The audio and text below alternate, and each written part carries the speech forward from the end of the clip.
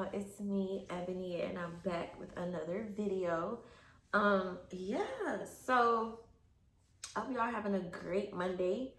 And I just want to come on and talk to you guys about what the Lord ministered to me, to minister to you guys, throughout our lives and what we're going on daily, how God walked with us and how he strengthened us in times where we may be confused or just going on with emotions. You know what I'm saying? So today, y'all, I was in the book of Habakkuk. I think that's how you pronounce it. Habakkuk, or whatnot, but I'll put it here somewhere. But it's just that whole chapter. It's 3 chapters, and basically saying how you may be in an environment where it's like chaos or manipulation or things just not looking the way that you would like them to look, and you may feel like things or situations or people are up against your back, you up against the wall, like you just feel like it got to be a better way, and you took this opportunity or you went this direction because you knew that this is what the Lord had said to you, or you just know that it's a feeling in you of a knowing of what God has said. Looking at Habakkuk, they are going through judgment. The city is Babylonians are destroying their city. They are causing havoc. They basically reaping benefits of who they are, which is manipulative, greedy, and all things that's just evil. And they're just rejoicing because like they doing their thing. They not following God's ways. They destroying stuff, but they're not looking up to God and saying that God is the one who's doing it. They think it's their idols that's doing the destroying over the city that Habakkuk is talking about. And I'm so sorry if I'm pronouncing the name wrong. But they are just wreaking havoc all in their city, all in their area. And the prophet Habakkuk is basically telling the people what the Lord told him to say, which is to write the vision down and make it plain and give the revelation to what God is saying in that moment in their lives. Like when the Lord gives you a promise, understand that there's a process to get to that promise. There's a test of your faith, meaning that your faith will be tested. When you see things that just look absolutely not even close to what you expect it to look like or what you expect it to have, understand that God has not forgotten and he has not changed his mind. When God tells you to do something and you are obedient to that thing, not saying that you may have been perfect, but you are obedient to that thing, listening to his instructions, learning, God still has a plan for your life. So God will give you that plan. He will give you that promise, and it will prevail. No, nothing can stop the will of God prevailing in your life, right? So this prophet who was speaking to the city was telling them, listen, write the vision down, make it plain. Meaning, understand that although you see all this stuff going on, the revelation that I need y'all to understand is that your faith is tested. But that does not mean that I'm not going to do what I said I was going to do. I need you to rejoice in the midst of chaos. I need you to not idolize the thing that you think that should be happening in your life, or you should have, or it should look like, whatever the case is for you. Don't idolize it. Understand that it's in God's hands. And don't be afraid. If he told you to go a certain direction and you verified it with the Lord and he confirmed it to you, keep going in that direction. It doesn't matter who's up against you, because at the end of the day, God will make your enemies your footstool. At the end of the day, if somebody or a group of people did not know your worth in that environment or in that job or whatever the case is for you, understand that it had to happen for them and for their eyes to be open to what is from God and what is not from God, okay? Because we all went through that phase in our lives where we wanted something and it wasn't from God, and we had to go through that to realize it wasn't from God in order for God to open our eyes to see what is from him. You know, it's a way of God humbling us to know that we don't know it all. But when we lean on him and we trust in him, he will lead us in the place that we shall go, you know?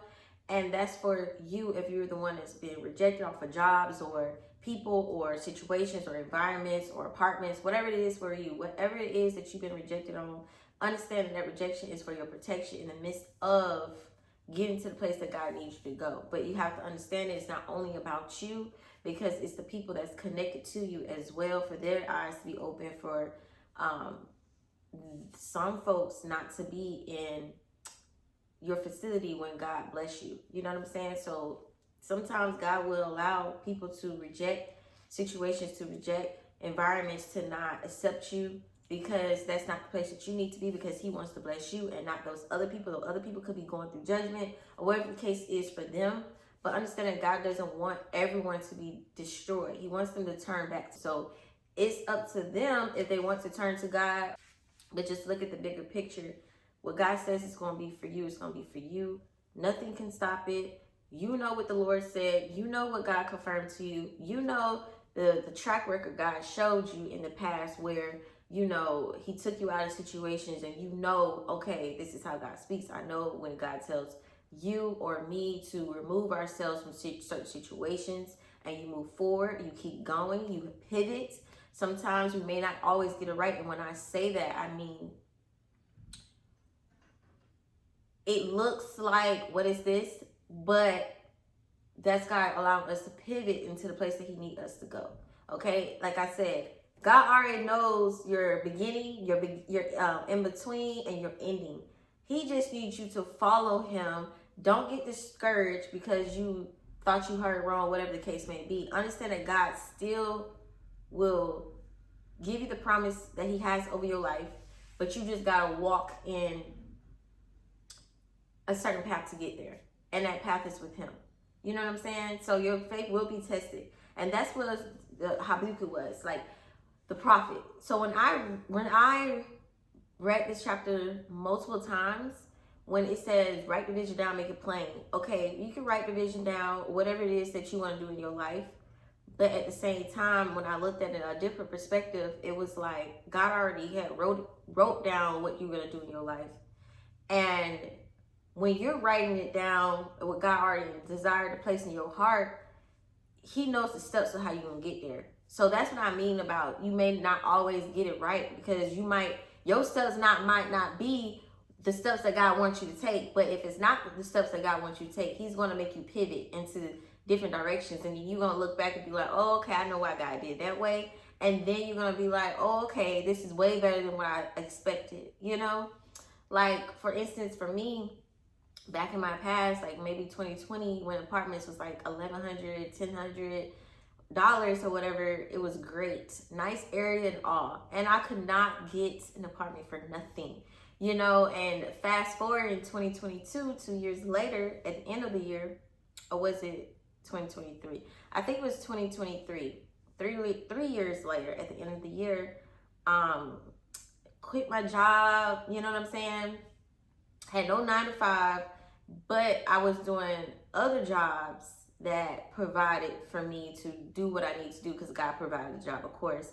But he was allowing me to obtain the apartment that he had blessed me with, because I wrote the vision down. You know, I wrote down everything that I wanted, and God did beyond everything that I ever expected to have. You know what I'm saying? Like, brand new apartment, high ceilings for me, and 3rd level. You know what I'm saying? So it was just, I know the track record, you know? And sometimes what I'm learning now when it comes to having faith is evidence of things that's unseen. Faith comes by the hearing of the word of the Lord.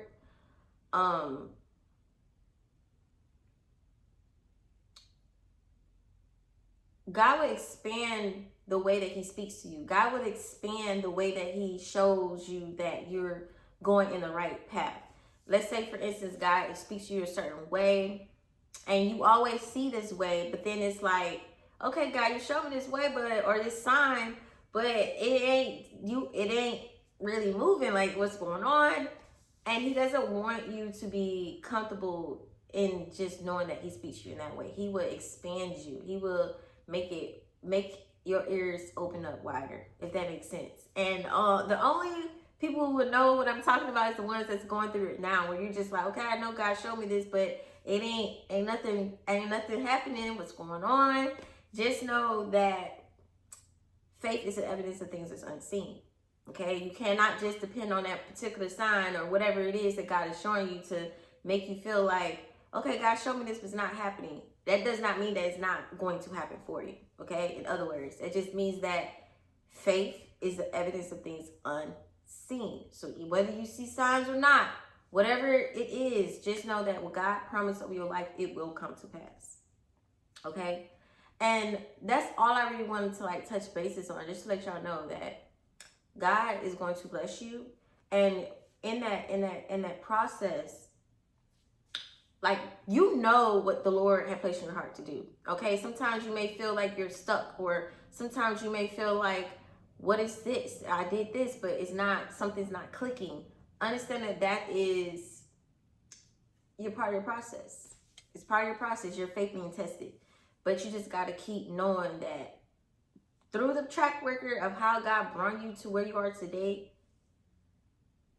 he's going, and you surrender your life to him, he's going to make this path clear for you when you're in your word, listening to how he speaks, following everything that he tells you to do, and knowing that you got peace. God will give you peace that surpasses all understanding. And that's what he did with the prophet of Habakkuk and of other people that was, in that facility that believed in the Lord. He gave them peace that surpasses all understanding in the midst of chaos that was going on around them. Like, their faith was definitely tested, because people that wasn't following God was destroying them. It was barren. The land was barren. Nothing was happening. But at the end of the day, God promised that he will restore them and that they will be prosperous in his perfect timing.